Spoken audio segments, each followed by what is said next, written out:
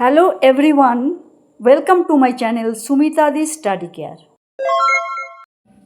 Hello students, আজকে আমরা কোষে দেখি 11 পেজ 112 নম্বর অঙ্কটা করব। তাহলে প্রথমে দেখি অঙ্কটা কি আছে। চিনির মূল্য 20% বেড়ে গেছে, তাই চিনির মাসিক খরচ অপরিবর্তিত রাখতে চিনির মাসিক ব্যবহারের পরিমাণ শতকরা কত কম করতে হবে হিসাব করে লিখি। তাহলে মনে করি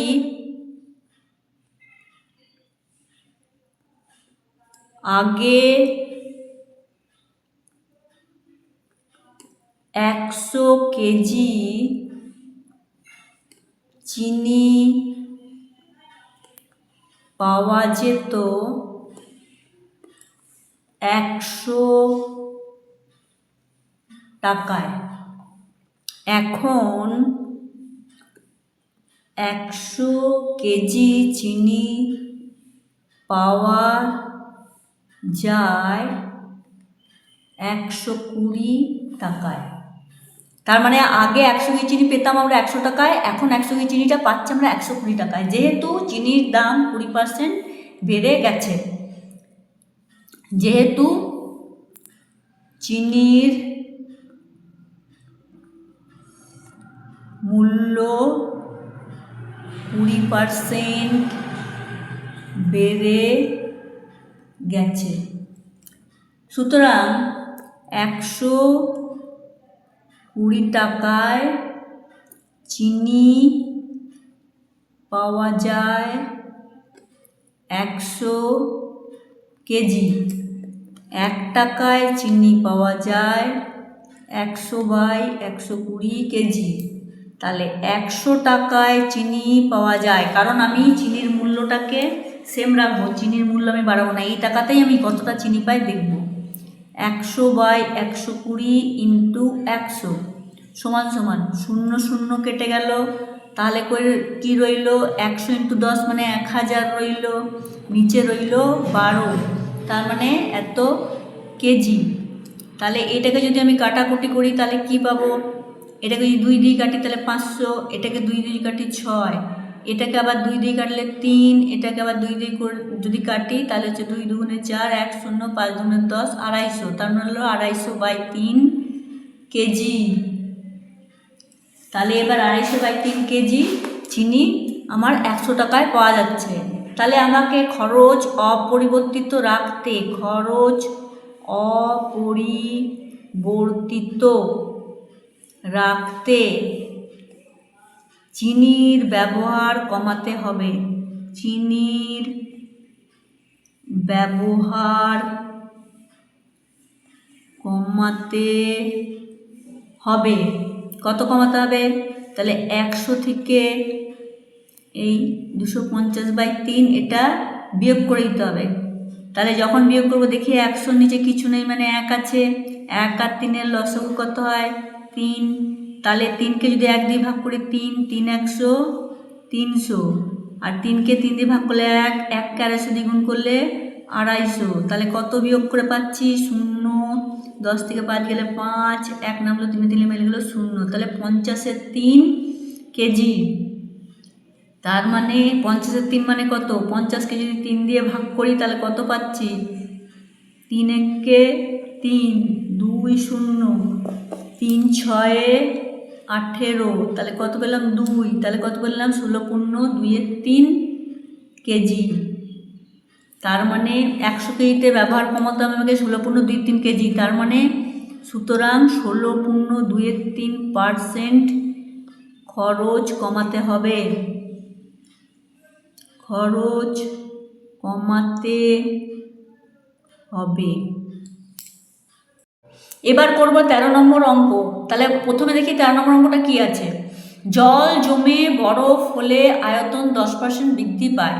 এই বরফ গলে জল হলে আয়তন শতকরা কত হ্রাস পাবে হিসাব করে লিখি। তাহলে আমরা প্রথমে কি পাচ্ছি, জল জমে বরফ বাড়ে 10%, ধরি জলের আয়তন 100 ঘন একক। সুতরাং 100 ঘন একক জল বরফ হলে আয়তন হবে 110 ঘন একক। তাহলে 110 ঘন একক বরফ জলে পরিণত হলে আয়তন হয় 100 ঘন একক। তাহলে 1 ঘন একক বরফ জলে পরিণত হলে আয়তন হয় কত? 100/110 ঘন একক। এবার 100 ঘন একক বরফ জলে পরিণত হলে আয়তন হবে 100/110 ইন্টু 100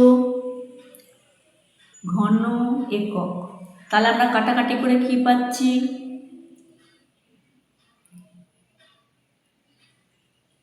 শূন্য শূন্য কেটে গেল, সরি এখানে একটু ভুল হয়ে গেছে। শূন্য আর কিছু থাকছে না। তাহলে 100 আর 10 কি হলো? 1000। 1000/11 ঘন একক। তাহলে 1000কে যদি আমরা 11 দিয়ে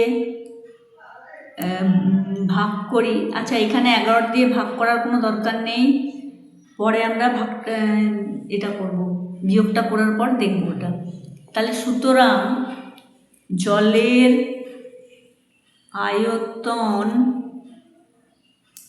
হ্রাস পায় বা কমছে। কত কমছে? 100 মাইনাস 1011। তাহলে এটা বিয়োগ করে আমরা পাচ্ছি কত পাচ্ছি? এখানে যেহেতু 1 আছে তাহলে দুটোর লসাগুলো গিয়ে 11, 1 আর 11। তাহলে এখানে 1 দিয়ে 11কে ভাগ করলে 11, 11 ইন্টু 100 1100 হয়। আবার 11কে 11 দিয়ে ভাগলে 1, তাহলে এখানে 1000 হয়। তাহলে আমরা কি পেলাম? 11 থেকে 1000 বিয়োগ করলে হচ্ছে গিয়ে 100/11। তাহলে এটাকে যদি আমি ভাগ করে দিই তাহলে কত পাচ্ছি? 9 11 99। 1 9 পূর্ণ 1-এর 11 অংশ। তবে 9 পূর্ণ 1-এর 11% আয়তন কমছে। এবার পরের অঙ্কটা হচ্ছে 14 নম্বর। তাহলে এই অঙ্কটা কি আছে প্রথমে দেখি। উৎপলবাবু অধিক ফলনশীল বীজ ধান বীজ ব্যবহার করায় ধানের ফলন 55% বৃদ্ধি পেয়েছে, কিন্তু তার জন্য চাষের খরচ 40% বেড়ে গেছে। আগে উৎপলবাবু তার জমিতে 1200 টাকা খরচ করে 3000 টাকার ফলন পেতেন। এখন জমিতে অধিক ফলনশীল ধান বীজ ব্যবহার করায় তার আয় কত পরিমাণ বাড়বে না কমবে হিসাব করে লিখি। তাহলে প্রথমে আমরা দেখি ধানের ফলন বৃদ্ধি পেয়েছে 55%। এবার চাষের খরচ বৃদ্ধি পেয়েছে 40%। তাহলে আগে ধান চাষে খরচ ছিল 1200 টাকা, আগে ফলন ছিল 3000 টাকার। তাহলে সুতরাং আগে আয় ছিল 3000 থেকে 1200 বিয়োগ করে দিলে হচ্ছে 1800 টাকা। এখন খরচ বেড়েছে 1200 টাকার 40% সমান সমান 1200 গুণিত 40/100। তাহলে আমরা এটা কাটাকাটি যদি করি তাহলে কত পাচ্ছি, 0 0 কেটে গেল, 0 0 কেটে গেল, 4 12 48, তোমরা 480 টাকা। এখানে 120কে 4 দিয়ে গুণ করলে 0 4 2 8 4 কে 4, তাহলে 480 টাকা আমরা পেলাম। তাহলে এখন ধানের খরচ বেড়ে হলো 480 টাকা। সুতরাং এখন ধান চাষে খরচ, আগে ছিল 1200 টাকা, এখন আরও 480 টাকা বাড়লো। তাহলে টোটাল হলো কত, 0 8 4 2 6, এত টাকা। এখন খরচ হলো এত টাকা। আচ্ছা, আগে ফলন ছিল 3000 টাকার, ফলন বেড়েছে 55%। সুতরাং 3000 টাকার 55% সমান সমান কত, 3000 গুণিত 55/100। তাহলে আমরা এটাকে এখন কাটাকাটি করব, 0 0 কেটে দিলাম, 0 0 কেটে দিলাম, তাহলে 30 আর 55, তাহলে 55কে 30 দিয়ে গুণ করলে কত পাচ্ছে, 3 5 15, 3 5 15 16, মানে 1650 টাকা ফলন বেড়েছে। তাহলে এখন ফলন হচ্ছে কত, সুতরাং এখন ফলন 3000 ছিল আগে, তার সঙ্গে 1650 বাড়লো, তাহলে কত হলো, 0 5 6 4 2 6, এত টাকার। তাহলে আমরা দেখছি এখন আমরা ফলন থেকে চাষের ফলন বাড়ার ফলে আমরা পাচ্ছি 4650 টাকা। তাহলে এখন আয় কত, এখন আয় হচ্ছে 4650 থেকে আমি যদি 1680 বিয়োগ করে দিই তাহলে কত হচ্ছে, 2970 টাকাটা বিয়োগ করলে এবার 0 করতে 0, 8 সাথে 15, এবার এখানে যদি আমি 1 2 7 7 আর 9 16, 1 করতে 1, মানে 2970 টাকা। তাহলে অধিক ফলনশীল বীজ লাগিয়ে আয় কত বৃদ্ধি হয়, তাহলে লিখতে হবে অধিক ফলনশীল বীজ লাগিয়ে আয় বৃদ্ধি পাবে, কত পাবে, 2970 মাইনাস আগে ছিল 1800, তাহলে বিয়োগ করে কত পাচ্ছি, 0 7 করতে 7, 9 থেকে 8 গেলে 1, 2 থেকে 1 গেলে 1, তাহলে এত টাকার আমি ফলন বেশি পাচ্ছি। তাহলে এটাই হচ্ছে উত্তর। তাহলে আমাদের আজকে আমরা যে অঙ্কগুলো করলাম সেই অঙ্কগুলো শেষ করে দিলাম। তোমরা নিশ্চয়ই ভালো করে বুঝতে পেরে গেছো অঙ্কগুলো। তাহলে পরবর্তী আরও ভালো ভালো ভিডিও নিয়ে তোমাদের কাছে হাজির হব। Thanks for the watching video.